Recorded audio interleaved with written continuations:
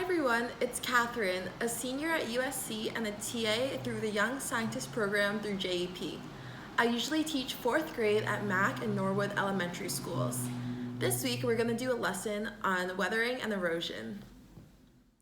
Take a look at the lights around your house. What do you think they're made of? What color do they look like? Light is actually a wave. There are 3 main properties of lights that we are going to learn today. The first is reflection. Reflection is like a mirror. The light bounces off the surface and comes back. Refraction is different. Refraction is if you were putting a straw into a cup of water. Do you know how the straw looks like it's bending in the water? A similar type of thing happens with light when it hits water. That's called refraction. It looks like there's a bend. The last thing is diffraction. Diffraction is the property that if there's a barrier, like a wall or like a tiny wall or bars or something like that, light is able to move around it and continue to go onto the other side. It's not completely stopped. You might think of this like shadows, how shadows are created. What color did the lights in your house look like? They probably looked white. However, white light is actually made of all the colors of the rainbow, Roy G. Biv. If you used a glass prism and shone white light through it, you would see different colors: red, orange, yellow, green, blue, indigo, and violet. Our experiment today will try and simulate what that looks like. We're going to use a CD or a DVD and shine white light through it to try and see the colors of the rainbow. For this experiment, you're going to need a CD, a blank piece of paper, scissors, and a light source. First, you're going to hold the CD up to your light source and try and reflect it on a wall.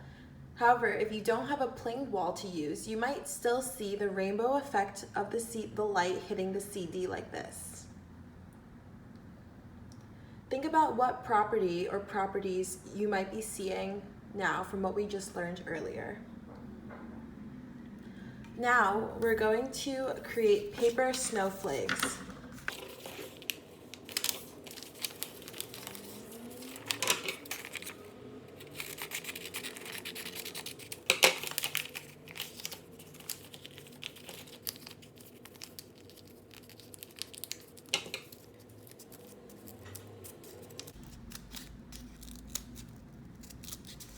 You can be as creative as you want for this portion of the experiment.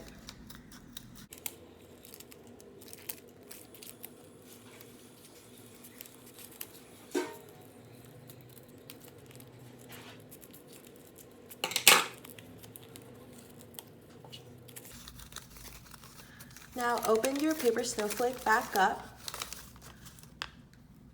and put it on top of the CD. Now try to reflect the CD on the wall and see what type of patterns there are.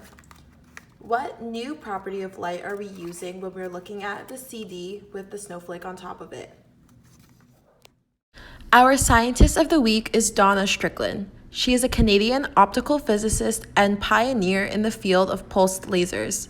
She has won many awards for her research, and she was awarded the Nobel Prize in Physics in 2018 with Gérard Mourou for the practical implementation of chirped pulse amplification. This technique is used in laser surgery, medicine, fundamental science studies, and other applications. It has enabled doctors to perform millions of corrective laser eye surgeries. Thank you for participating in the experiment this week.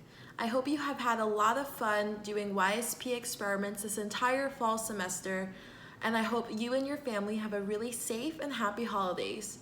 We hope to see you in person in the spring, but if not, I hope that you will continue to enjoy at-home experiments and videos such as these.